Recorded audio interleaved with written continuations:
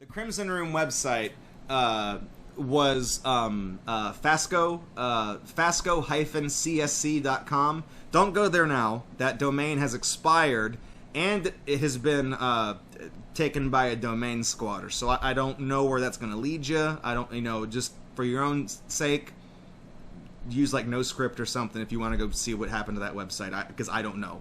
But essentially, Fasco CS. It's Fasco CS. I don't know what the extra C was for, but this was the website where the Crimson Room games were put on there. So somebody cool JRT,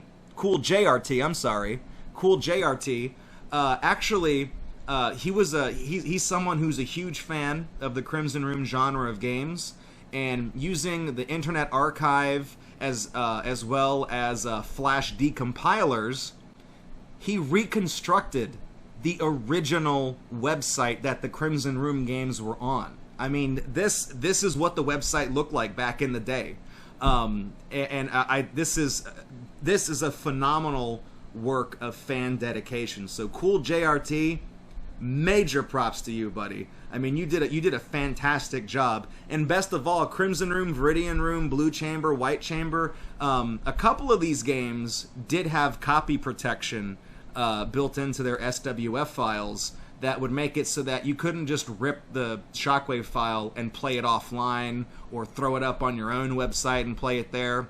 If you did that, in the case of Crimson and Viridian Room, it would tell you the game wouldn't initiate, and it would just it would give you a button to click to take you to the official website to play it there. But in the case of White Chamber, the game would just refuse to load, and it would instead just redirect you automatically to the official website. And because that website doesn't exist anymore, a few of these games were just not functional. They didn't work anymore. So you had to decompile the Flash, you had to remove that copy protection routine, that check to see the domain you were playing it on. I was actually making some pretty good strides in gutting it. I got Crimson Room and Viridian Room working. Blue Chamber had no copy protection, because fuck that game. But White Chamber was the one that I was getting stumped on. White Chamber was the hardest one. It's also the most complex of the games. So, cool JRT, he managed to figure out what needed to be done. And if you go to fasco-cs.net, this is the website where you can play those Crimson Room games. So, I mean, phenomenal job. Again, cool JRT, you did a real bang-up job. I'm glad, like, I was just trying to get the Shockwave files to just not have copy protection. This dude went above and beyond and rebuilt the whole website using archive stuff. So that's dedication. That's like I said, a lot of fans around this game. So let me dig through my my crap here, because I have a cheat sheet for this game. Where is it?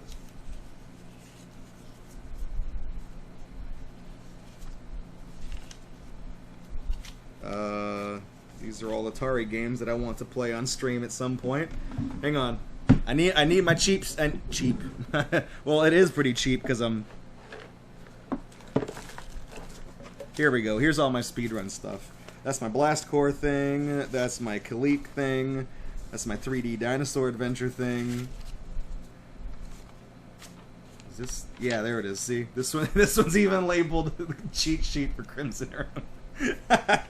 This basically, there's a couple of Morse code puzzles in the game that you have to do, and one of them is also a telephone puzzle. So rather than I just wrote the answers down, so I got that ready. So I'm gonna go ahead and break down what we're doing. This on the schedule is the Crimson Room Quadrilogy. So as you can see on the Fasco CS website, there's 4 games in the series: Crimson Room, Viridian Room, Blue Chamber, White Chamber. We're gonna tear through them as quickly as possible.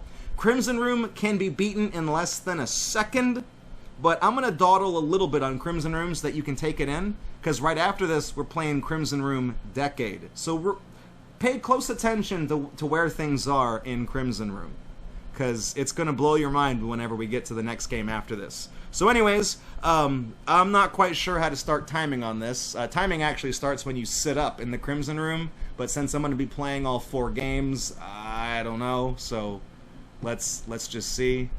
Allow Adobe Flash. Yes, please and thank you.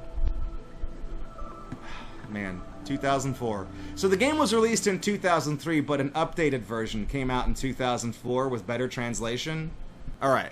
So I'll walk you through the game as we play it. You start up looking at the ceiling, and then I'm going to go ahead and start time in the Crimson Room Quadrilogy in 3, 2, 1. Here we go. All right.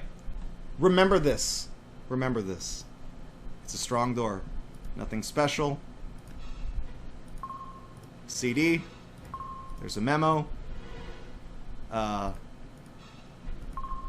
Thin ring in the dish underneath the thing. Cassette tape.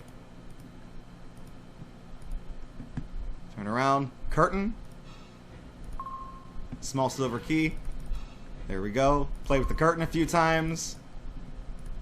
So, remember all these things that we're doing.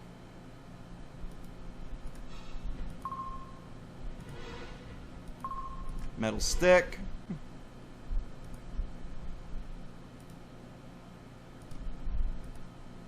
Down here. There we go. Battery. Alright. Now we've got a couple of keys here. Power cord. Strange small box. Power cord in there. Somebody put a key inside the CD player. Alright. So, 2 rings for the eyes. That for the mouth. Put the battery inside there. And the cassette tape. Now we get to watch... We get to watch what Reflex says is the scariest part of this game. Like this part, the guy dancing around actually freaked him out when he was a kid.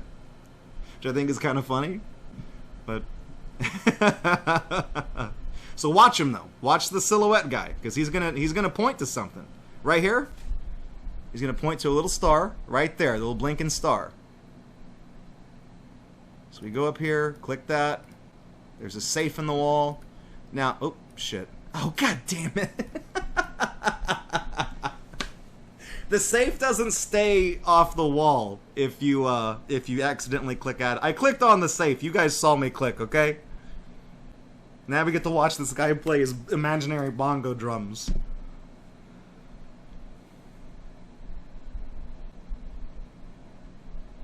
So these 4 games were developed by Toshimitsu Takagi.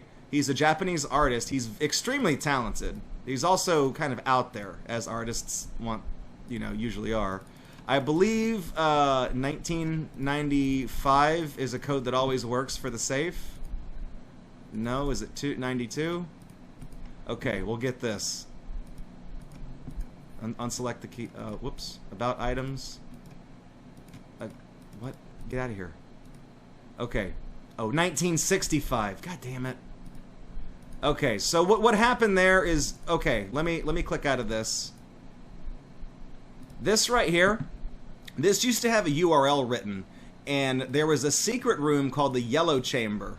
And if you typed in the URL in a separate window, it would take you to a flash file that would connect to the open window you have right now to validate that you're playing the Crimson Room, and then get the, because there's a code generated for the safe. So the Yellow Chamber has these tarot cards that you flip over, and that gives you the safe combination. So this particular hack of the game, this fix of the game, removes that. And 1965 is actually the year that Toshimitsu Takagi was born, so that would make sense there. Alright, we got a straight driver, not a screwdriver. Anyways, the knob doesn't turn, but you can pop it off, and we're out. Took me a few minutes, but we got it. Crimson Room!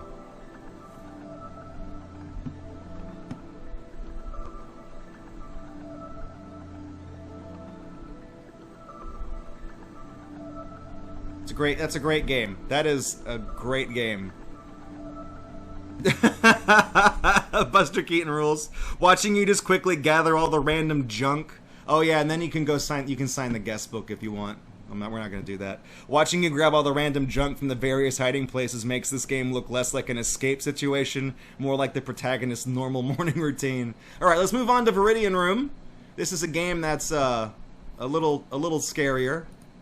It appears to be in Japanese. Uh-oh.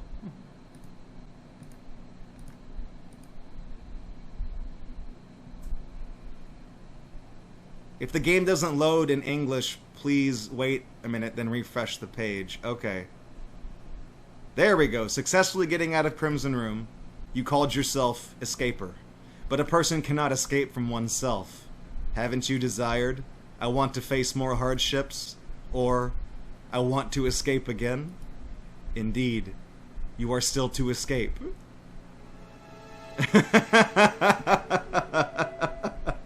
So that door, this is, check this out. Turn on the lights here. We're in the Viridian Room now. Like this is spooky. This is spooky. I can't seem to turn too well in this game.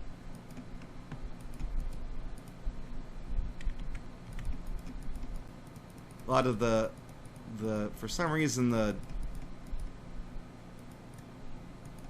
detection for clicking and moving seems to be off.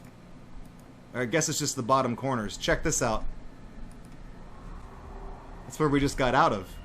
So like canonically, the two rooms, they're connected. All right, so there's a story to be had here in this game. We got pictures from a photo album here. So we got this mattress on the ground. Oh my God, it's a skeleton! Better cover that back up. So if we look up here, there's a little number card. There's some incense. Now I know that the incense belongs down here. In fact, I think I can even... Can I put one in the... Okay, maybe not yet. Another piece of paper. Picture frame. One of those. Put the picture of the dude in there.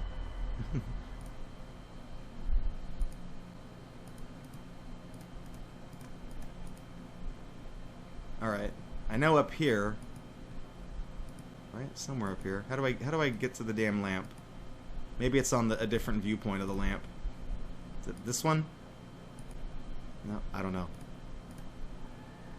So there's rotten fish, but underneath it there's a thing. There's a beer in here. It's a cold beer. We're not going to pick it up yet because we need it. Hair.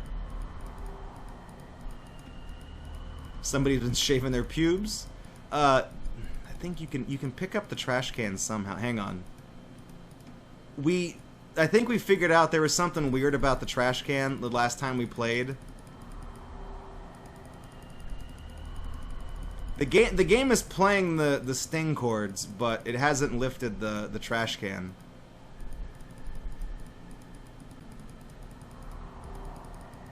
Okay. Hang on. Oh, you know what it is? You know what it is? I figured it out. Okay, we have to inspect that item. It's black hair. Okay. Now, if we go back to the trash can, now we can pick up the trash can. Yeah, this game is kind of... It has its moments. There's the 6th card. Okay.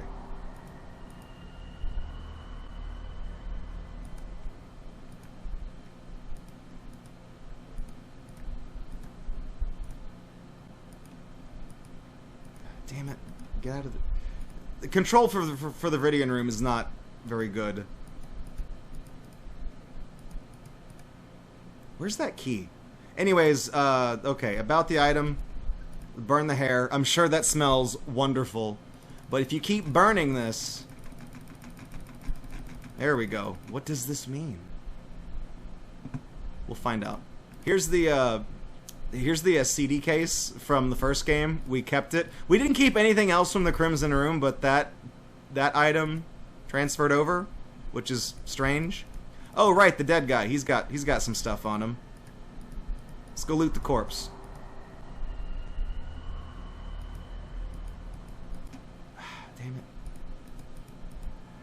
Ah.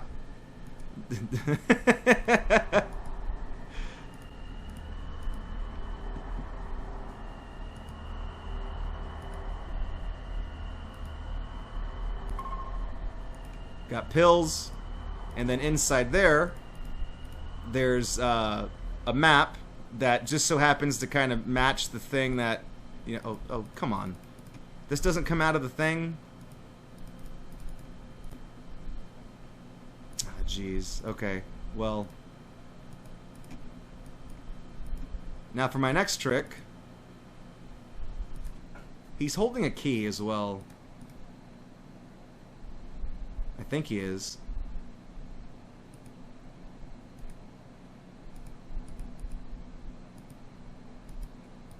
You can see down there he's got something wrapped around his legs.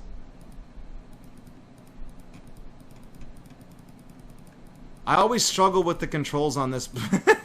Just how quickly the mattress goes back over. I always struggle with the controls in this game because they're not like... They're not as intuitive as Crimson Room. Like, I try to click on his hand to investigate. There we go. Yeah, see, like, that's...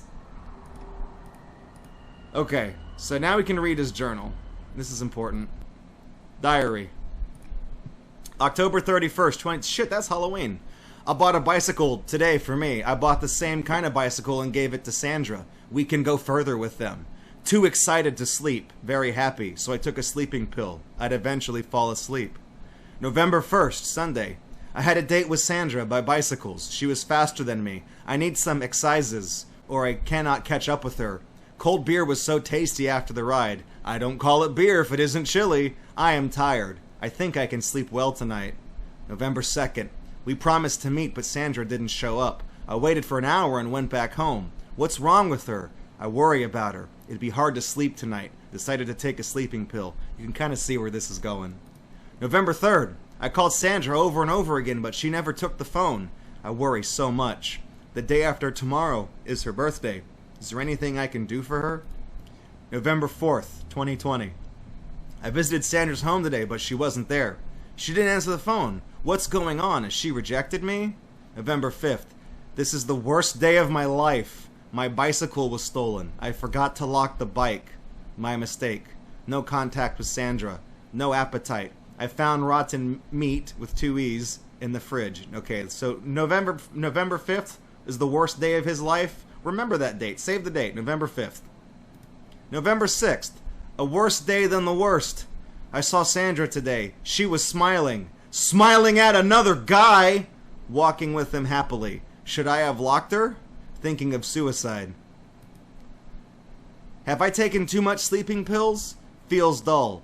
So dull to think of nothing. If I die, would someone find me and pray for me? I don't care anything anymore. And then that brings us to today, and the rest of the journal is blank. However, I don't want to click too fast because there is a CD in the back. Did they add anything onto the CD? A CD. Okay. Well, anyways, let's go back to the body. We need to look like down here. There we go. All right. So, November 5th, god damn it, was the worst day of his life. Oh, there we go. 11:05. That changes based on the, what am I trying to say? The date that you actually play the game. Anyways, this is nice betting. Oh shit! I'm sorry. All right. Well, you can get some more from Bath and Body Works. So now we got a little dice puzzle here. So there's dice, and then if we look at the piece of paper, we got these numbers here. So I need to figure out what these characters are. Okay. So we got man, this one and then that one with the H on top, and then like the little thing.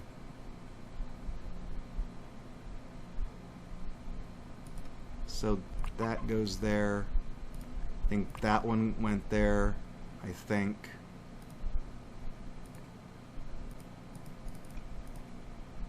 Two. Yep. Hang on. About. Okay, 3 is right there, and then 4.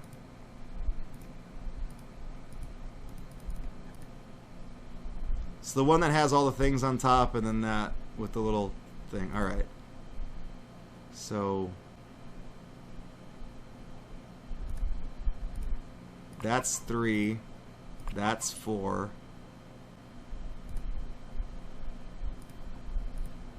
Thankfully, it saves your progress when you're putting the cards down. So this one's 5, and then the last one down there is 6. Okay. That's 5. That's 6.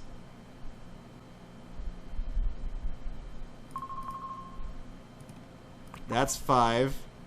That's... there we go. A box to put a dead person's soul in. Don't leave home without it. Or if you glued it together normally and you didn't put the symbols on it, you could play a board game with it. It's just a game die. Okay. I guess is that the thing? Because it's called die when it's singular. Is that? I don't know. Anyways, what are we doing here? We need to pray for him, and we need to light an incense. And I believe all we need to do is go grab this beer. If you inspect the beer, it's a can of beer. So chilly. Okay. So we go here, put the beer down, and these aren't complete. Son of a bitch. Do I not need that? Something's missing. It's not the CD. He doesn't really care about the CD. Right? It's... oh, it was the CD. Okay, you don't need the picture of the guy.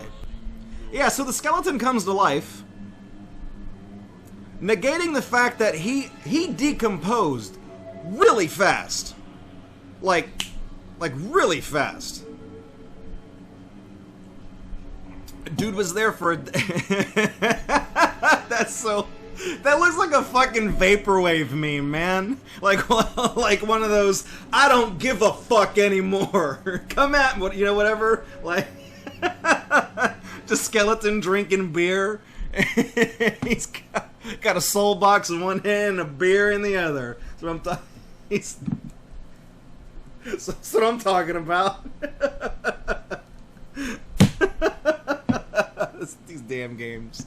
Alright, Blue Chamber. This is the worst one of the bunch.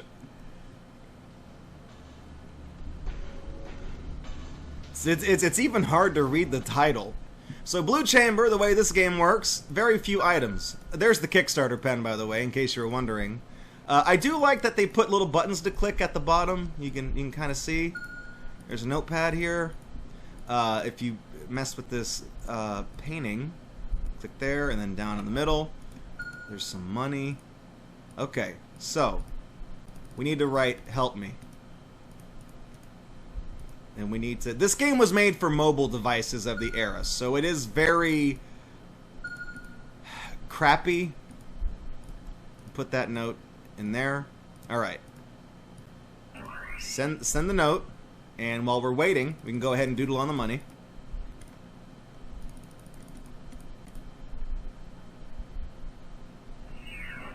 Okay, we got mail.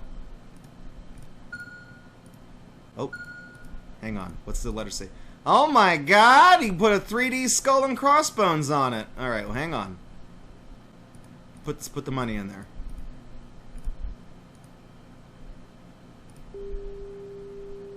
So if you look up the help me on a numerical keypad and you use a star for the skull and you call that number.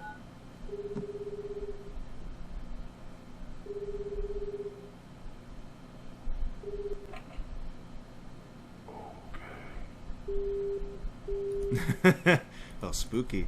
So to get out, we gotta bribe the person who's in charge. This just passes time. That doesn't actually have any effect on the game. There we go. And now inside our bank thing is a key. And now we can click on the key. Actually, we can just click on the door, and we're out. That's it. That's Blue Chamber. That's literally it. There's 5 items in the whole game. But like I said, this was made for mobile devices at the time, so it's not necessarily the strongest out of the bunch. So given this is a mobile game in 2004, that's pretty impressive. It's pretty impressive for what it was, but it doesn't hold up to the others. So that's it for Blue Chamber. Now we're gonna play my favorite one. This game is so good, it's got its own theme song. Oh, hang on. I gotta readjust the cropping here. The game has the game is appearing differently. White Chamber runs on like in a completely different environment from the others in the series, so I mean that in the way of like the rendering engine. Let me look at the stream preview real quick. See how the right side looks. Yeah, I gotta expand the right side a little bit more. Yeah, this was the game that didn't get carried over to the anthology release on the Nintendo DS, presumably because White Chamber was so complex. Okay, that's good. Go ahead and crop it back in a little bit. And enlarge it. It has a completely different aspect ratio than the other games too. Could have something to do with it. Okay, so here we go. Necros, I'm back. What did I miss? Buster Keaton rules. We found a dead guy. Gave him a nice cold beer. Necros, nice. I just did the same thing. All right. I was blacked out in snow weather. I awoke to find myself in a white room. Chilly in here, like the beer. Seems like it is snowstorm outside. Here we go.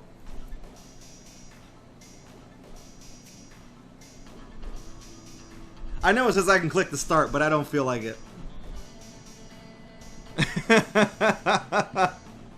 You guys can hear that. Hell yeah. This is just a banger. This is a banger. Like, when I decompiled the game, I grabbed that. Alright, let's do this. Let's get out of here. We need this thing. We also need these Legos that are in the trash can. So right here, there's a little red chunk on there. You can get this Crimson Room t-shirt for only 7,500 Japanese yen. That's $75 US, by the way, in case you were curious about how much that was. You don't really need the piece of the note to solve the puzzle. I don't know why I picked that up. You don't need the... No, you do... No, you don't need the crowbar either, but you need the hook that the crowbar hangs on. Alright.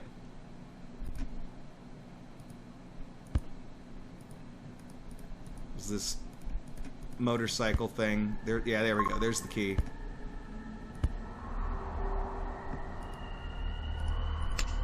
Okay. We don't have the motorcycle key. Get out. Stop it.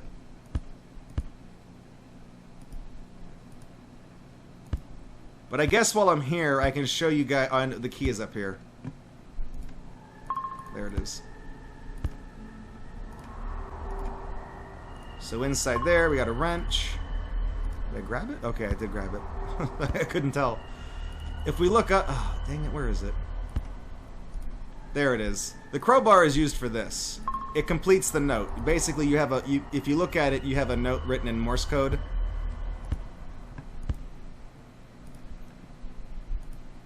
And then if you flip this over, put my little red piece of chocolate in there. And then this key goes there. And then that has... Oh, I was supposed to click that button. Whoops. Boop. Wait, right? Oh, it just opens automatically. Okay, first thing.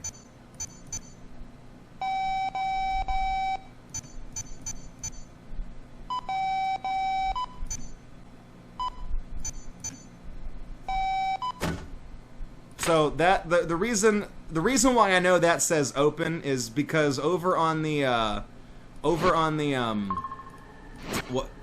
am I trying to say? Over on the the billboard, the advertisement for the poster, there was a thing that said keyword. If you click on that poster, it'll open up a new window where you could buy that shirt. And on that page, there was a thing that you could use to. That's how you find the keyword. Essentially, is what I'm trying to say. There's somewhere on this. There we go. I was gonna say somewhere on this thing is the yellow piece of chocolate.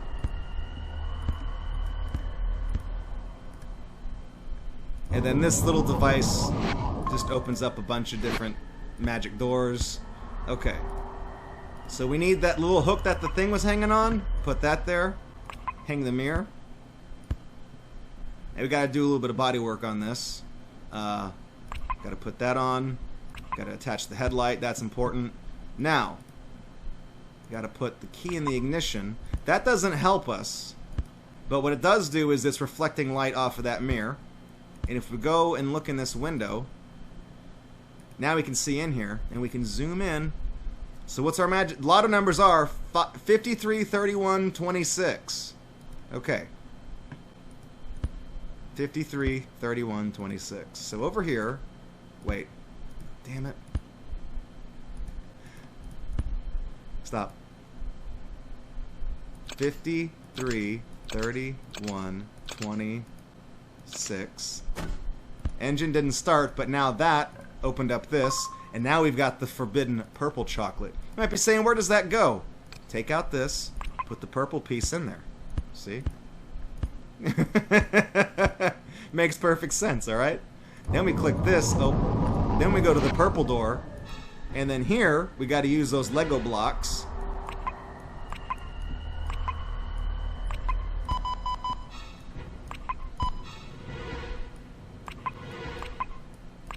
We got, oops. Then we got to spell out another Morse code. This one, I don't remember the original clue for this. I think you're just supposed to remember it from the other game. Help. Click that. We got the golden motorcycle key. And now, coming up on time here. Get this out of here. Wait. Put this one in. You guys ready? That's time. Time for the quadrilogy. So you basically just turn on the motorcycle and step the hell away from it and let it smash into the garage door, and you climb out into the blizzard. You just walk out. And this is actually a different version of the theme song. This is a reprisal of the theme to Crimson Room.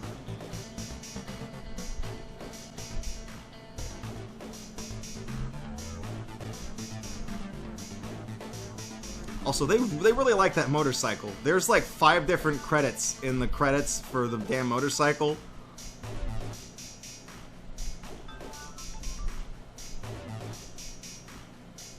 So again, these games really make you think about, like, what are they about?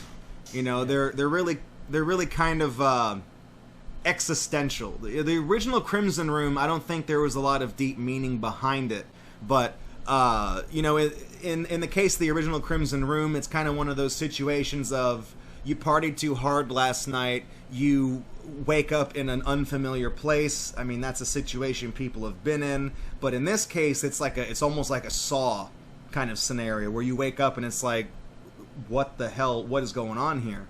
And you find your way out of the Crimson Room, you play with the CD player, you play with the projector, and then, just when you think you're out, you cross into the Viridian Room. And, you know, so then in the Viridian Room, I think the theme of that one is definitely dealing with, I mean, you could argue that like later on in Crimson Room Decade, I mentioned, I'll talk about that later, about how maybe the Crimson Room is dealing with the concept of birth, and the Viridian Room obviously is dealing with death because of the corpse that's in the room, and you have to help that troubled spirit move on peacefully into the afterlife. And then Blue Chamber fucked everything up, because if you look, when you escape the Crimson Room into the Viridian Room, there were 2 doors in the Viridian Room. If you try to just walk out, it resets the whole room and resets the puzzles in case you mess up. So, but you would think that once you free the spirit and set him at peace, that that door would lead to the next puzzle, lead to the blue chamber, I guess.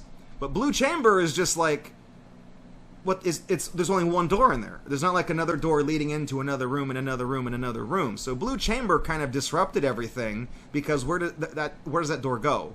Like, does it go back to the Viridian room? Because then you're stuck in these 3 rooms that are connected that aren't connected to anywhere else. So I really kind of thought that they were going for a series where you would keep escaping out of one room and go into the next. And then White Chamber takes place somewhere completely separate from the other 3 games, where there's not really a sense of like maybe like deeper meaning, like life and death and things like that. But I think White Chamber is meant to represent more of kind of a Pyrrhic victory, where yeah, you got out of the room and there's a raging blizzard outside, and the protagonist just walks out into the blizzard. He escaped the room, but is he gonna live? Is he gonna live out there? Is he gonna survive? Is he gonna find help? Like, you got out, but did you win? Who knows? No one knows what happened to that guy. So that, in and of itself, you know, that's kind of spooky. That's kind of creepy, where it's like you go through all that trouble, and it's almost like a Stephen King novel, where you think the protagonist has finally won, and then it turns out, oh shit, you know? You know, like, what's this? But unfortunately, this is where the series ended. These 4 games were made in the course of like 2 years, and they were smash hits, with the exception of Blue Chamber being a little more lukewarm received online. But mobile players at the time really thought that was a big thing back then, because mobile games in 2004, 2005 were just trash. So we had those on the original Fasco website, and I think it was also on Takage's personal website. He mentioned he was working on designing 2 rooms, one of them named Tangerine, one of them named Pink. So there were definitely at least 2 more installments planned for the Crimson Room series, but these never saw the light of day.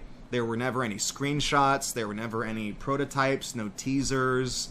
None of that was ever posted or released, so it's assumed that if work was done, if any, on those 2 games, we never saw it, and those games were never released. So, unfortunately, the series, you know, burned twice as bright for half as long, or in this case, burned 10 times as bright for only a tenth as long, because it was just a flash in the pan, you know, starting with the Crimson Room, and it just escalated all the way up, and then radio silence. But, I played through this quadrilogy of games because you can see coming up next on the schedule, the Crimson Room was down, but it wasn't out.